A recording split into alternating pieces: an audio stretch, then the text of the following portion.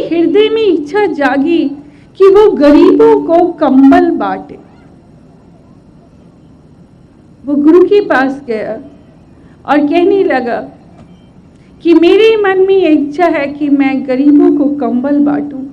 अगर आपकी आज्ञा आदेश हो जाए तो मैं ये कार्य करना चाहता हूं। गुरुजी ने कहा कि इससे बढ़कर और क्या खुशी हो सकती है। मुझे खुशी है कि तुम्हारे मन में ये विचार आए और तुम ये सेवा कर सकते हो। बच्चों बताना चाहेंगे कि जब वो वक्त आया कि सामने गरीब और जरूरतमंद लोगों की भीड़ थी, एक तरफ कंबलों का ढेर था, उस गुरसिख ने उस समय अपने आप को महसूस किया कि वो कितना बड़ा हो गया। उसने अपने अंदर अभिमान को महसूस किया कि आज मैं इतना बड़ा हो गया कि सारे जन समुदाय को मैं देने वाला बना। और बड़े अदब के साथ वो एक एक कंबल उठाता और उतने ही अदब के साथ वो कंबल देता। एक एक कंबल उठाते समय उसके अंदर गुरूर था और उसी गुरूर के नशे में वो हर एक को एक एक कंबल वितरित करता था। जब सारे कंबल उसने दे दिए, उसने महसूस किया कुछ अजीब सा खालीपन, कुछ अजीब सी बेचैनी, कुछ अजीब सी तबीयत। मन ही मन सोचने लगा, सब कुछ गुरु की आज्ञा के अनुरूप किया, उनसे आज्ञा लेके किया। गुरुजी कहते थे कि दान में ही परम सुख है, परम आनंद है, लेकिन मुझे किसी आनंद की अनुभूति नहीं हो रही, किसी सुख को मैं महसूस नहीं कर रहा। ऐसा क्यों? उसी बेचैन अवस्था में वो गुरु के करीब पहुंचा और गुरुजी से जाके कहा कि सब कुछ आपकी आज्ञा के अनुरूप मैंने किया, लेकिन जैसा आपने कहा था मुझे किसी सुख की अनुभूति नहीं हुई, किसी आनंद का अनुभव नहीं हुआ, बल्कि मैं अपने अंदर बेचैनी, खालीपन और बहुत उजड़ा हुआ महसूस कर रहा हूं। ऐसा क्यों? गुरुजी ने कहा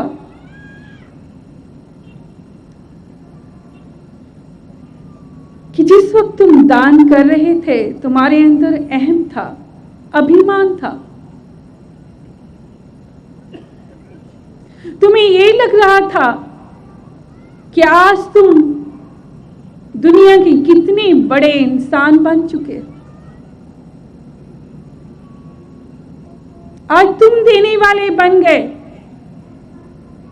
और कितना जन समूह है जो तुमसे लेने आया। ये तुम्हारी भूल थी। देने वाला एक ही है, वो परम पिता परमेश्वर।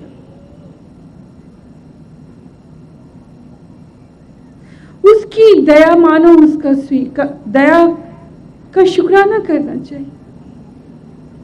ये उसकी कृपा है कि वो किस पे मेहरबान हो जाता, और जिस पे वो मेहरबान होता है उसे वो माध्यम बनाता है। तुम्हें कंबल उठाते समय उस परमात्मा का हार्दिक दिल से शुक्राना करना चाहिए था कि मालिक तेरी रहमत हुई, तेरी दया हुई जो आज ये पल, ये घड़ियां आई। तूने इस काबिल बनाया कि इन हाथों से आज तू ये सेवा करा रहा है। ऐसे विचार रखने चाहिए थे। और जब आप दूसरे को दान दे रहे थे, उस वक्त भी परमात्मा का शुक्राना करना चाहिए था कि तेरी दया हुई, मुझसे कोई भूल ना। अगर ऐसा करते, मन में नम्रता होती, तो एक एक कंबल को देते समय, दान करते समय परम आनंद, रूहानी सुख का इजाफा होता। खुद को खाली महसूस कर रहे हो, ऐसा नहीं होता। ऐसा लगता जैसे आज माला माल हो गए। बच्चों, हम कहना चाहेंगे, ये कथा हमने बहुत छोटे थे जब सुनी। आज भी इस कथा को भूले नहीं। जब भी सेवा करते हैं, हमें ये कहानी, ये कथा याद रहती है, हमेशा याद रहती है और याद आती है। और उसी पर ईश्वर का शुक्राना करते हैं कि मालिक, आपकी दया है, आपकी कृपा है। एक संसार में आपने हमें चुना। हम तो बहुत छोटे हैं, आपकी कृपा बड़ी। हमसे कोई भूल ना हो। हम रोम रोम, सांस सांस उसका शुक्राना करते, हर पल, हर घड़ी। और ये मानते हैं कि उसकी दया है। वो जिसे चाहे राजा बना सकता है और जिसे चाहे रंग बना सकता है। वो जो परम आनंद, परम खुशियां भी उसी की दी हुई हैं, मगर तब हम पा सकते हैं अगर हमारे अंदर नम्रता है, विवेक है, छोटापन। तभी हमें परमात्मा की नजदीकी और उस परम सुख को हम महसूस कर सकते हैं, अन्यथा नहीं। तो बच्चों, आज हमने अभी आपके सामने एक उदाहरण दिया कि कभी भी दान करते समय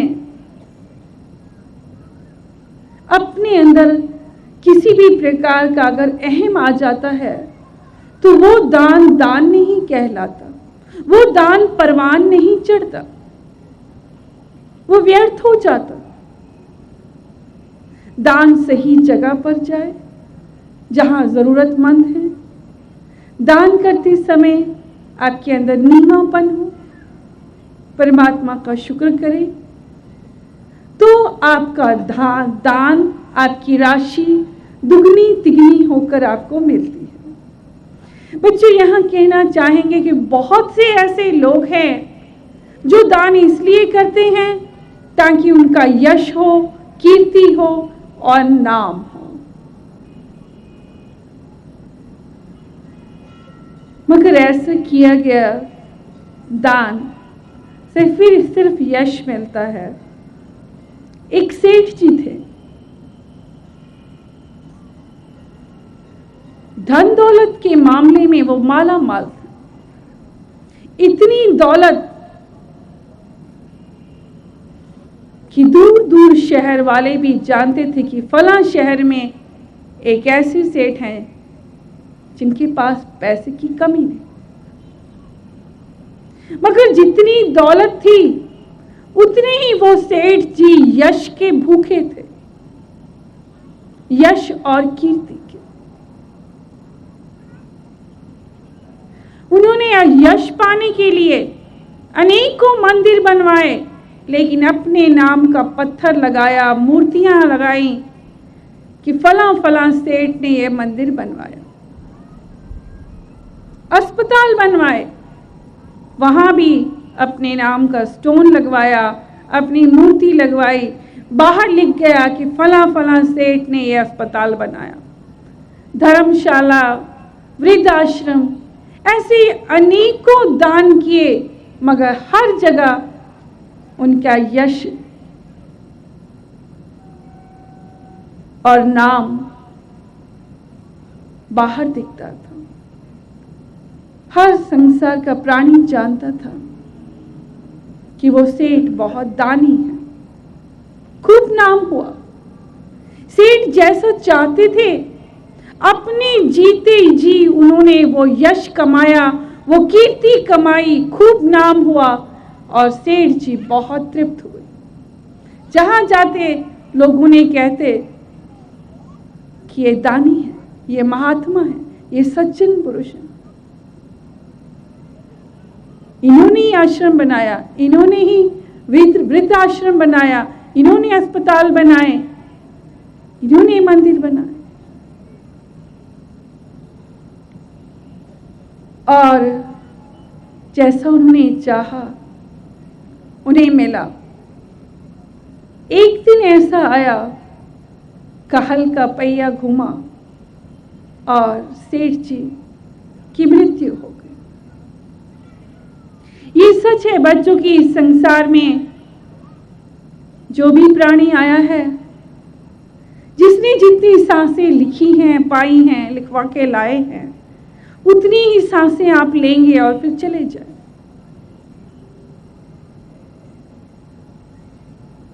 बच्चों, ये कर्म भूमि है। यहाँ हर व्यक्ति को ऐसे कर्म करने हैं जिससे वो ऊंचा बने, ऊपर उठे। मगर सोच और समझ अपनी अपनी। बहुत से लोग भौतिक जगत के सुखों में भूल जाते हैं कि मानव चोला किस लिए मिला।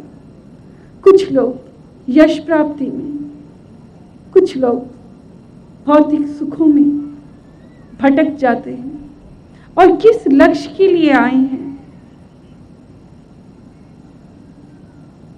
उस मार्ग की ओर नहीं चलते। सेठ जी की मृत्यु हो गई। घर की हालत ये थी कि पत्नी और बच्चों के पास खाने के भी लाले पड़ गए। ऐसे लोग जो उन्हें जानते थे, उनके गुरु भाई, गुरु मित्र थे, उन्होंने देखा और गुरु जी से जाकर शिकायत की कि गुरु जी, हैरत की बात है, सेठ जी जैसा दानी तो कोई और नहीं होगा। सेठ जी ने कितना धर्म कर्म का कार्य किया, कितने दान किया, ये सब जानते। आज उनकी पत्नी ने भी शिकायत की। उनकी पत्नी कह रही थी कि धर्म के नाम पर मेरा विश्वास उठ गया। मेरे पति जितना दानी कौन होगा? मेरे पति ने जितना दान किया है ये सारा संसार जानता है, और आज उन्हीं की पत्नी और उनके बच्चे आज दाने दाने को मोहताज हैं। ऐसी शिकायत कर रही थी। गुरुवर, इसके पीछे क्या कारण? तब गुरुजी ने बताया कि दान जब भी किया जाता है निस्वार्थ भावना से करना चाहिए। कुछ पाने की चाहत रख के दान नहीं करना चाहिए।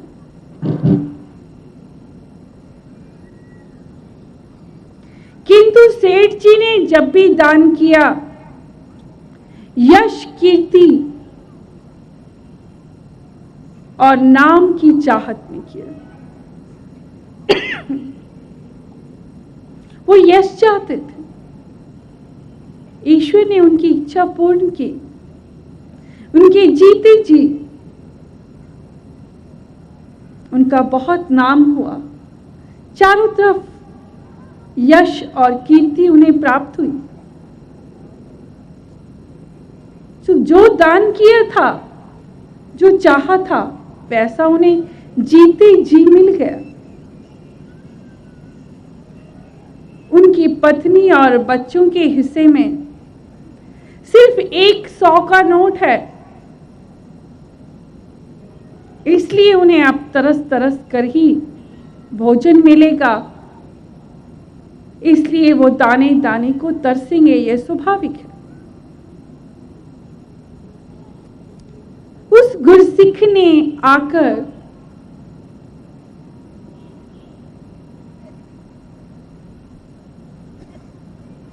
इस घटना को, गुरुजी के वचनों को सेठ की पत्नी के सामने आकर रखा।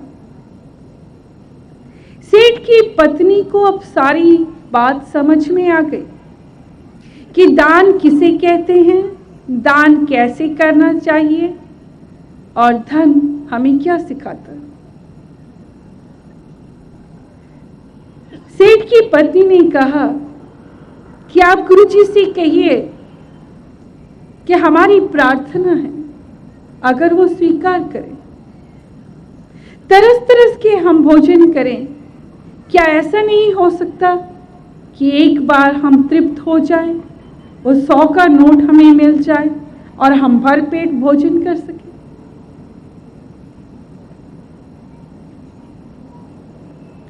उस गुरसिख ने जाकर गुरुजी से सेठ की पत्नी के वचन दोहराए। गुरुजी ने 100 का नोट निकाल कर दिया और कहा कि सेठ की पत्नी को दे दे।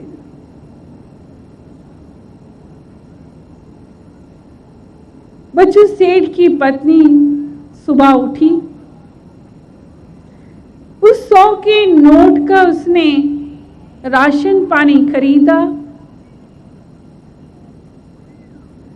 और उस राशन से लंगर बनाया, भोजन तैयार किया।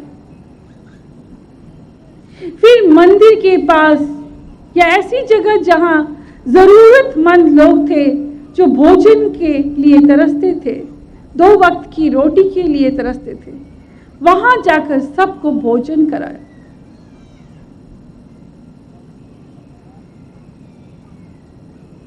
सच ये है कि जिस सच्चे मन से, सच्ची भावना से उसने भोजन तैयार किया था, उतने ही सच्चे मन से हर एक को भोजन कराया और भोजन बच गया। बच्चों, सच्चे भावना में, सच्ची प्रेम में, सच्ची प्रीत में बहुत बरकत है। वहां कभी कुछ कमता नहीं, कभी कमी नहीं होती, कोई खाली नहीं जाता। और ऐसा ही हुआ, बहुत सारा भोजन बच गया। सभी परिवार के लोगों ने तृप्त होकर भोजन किया और सो गए। अगले दिन सेठ की पत्नी उठी, बिस्तर समेटने लगी तो देखा 100 का नोट फिर पड़ा। उसने उसी प्रक्रिया को फिर दोहराया, परमात्मा का शुक्राना किया, फिर अनाज लेकर आई, श्रद्धा, भावना, भक्ति पूर्वक भोजन तैयार किया और उसी भक्ति भावना से दूसरों को भोजन कराया, फिर भोजन खाया, फिर सो गए। अगले दिन उठे, बिस्तर समेटने लगे, फिर 100 का नोट। इस तरह हर दिन वो ऐसा करती, हर दिन 100 का नोट उसे मिलता। वो गुरसिख को एक समाचार मिला कि सेठ की पत्नी आजकल सबको भोजन रोज नित्य करा रही है। उसे हैरत हुई, जाकर गुरुजी से पूछा, आप तो कह रहे थे कि उसके जीवन में सिर्फ एक ही 100 का नोट लिखा है और वो तो सारी दुनिया को भोजन करा रही है, उसकी चारों तरफ वाहवाही है, चर्चा है। ये कैसा चमत्कार। तब गुरुजी ने कहा कि जो नोट उसे दिया गया वो रोज वापस कर देती है, इसलिए उसे रोज देना पड़ता है। बच्चों, यहां कहना चाहेंगे कि सच्चे मन से किया गया दान दुगना तिगना होकर मिलता है। यहां कहना चाहेंगे कि हमारा आज का ये प्रवचन है दान। हम आप सबसे भी कहना चाहेंगे कि सच्चे मन से आप अगर सही जगह दान करेंगे तो ईश्वर आप सबको भी दुगना तिगना धन राशि देंगे, ऐसा आशीर्वाद देते हैं।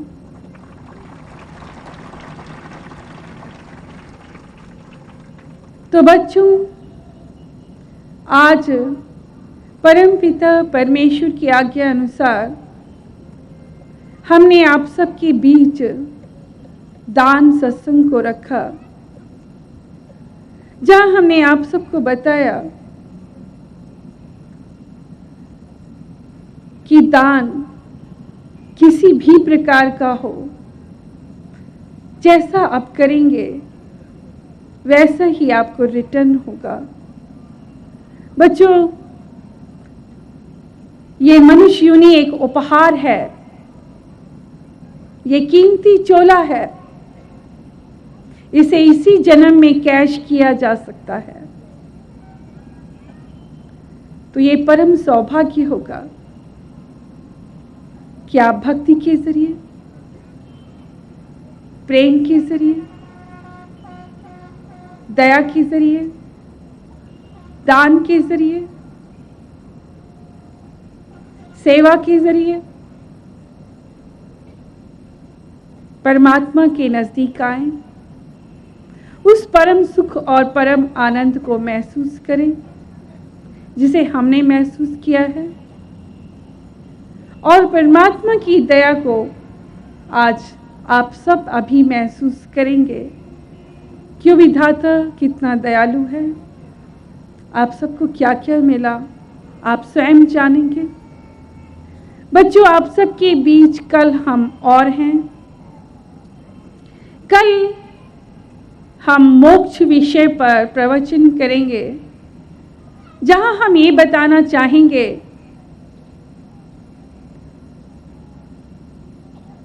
कि आप सबको मनुष्य का चोला क्यों मिला, इसका ध्येय और मकसद क्या है, और हर धार्मिक पुस्तक का अंतिम चैप्टर मोक्ष है। मोक्ष क्या है, ये कौन सी अवस्था है, ये कौन सा सुख है। कल इसी विषय पर आप सबके सम्मुख प्रवचन करेंगे। तो इन्हीं शब्दों के साथ आज अपनी बात को यहीं समाप्त करते हैं। तो बच्चों, अब हम आप सबको आशीर्वाद देंगे। हमें पूरा यकीन है कि आप सबको मालिक ने वो दे दिया जिसकी चाहत लेकर आप आए हैं। अभी हम आपको आशीर्वाद देंगे और कोई खाली नहीं जाएगा। धन्यवाद।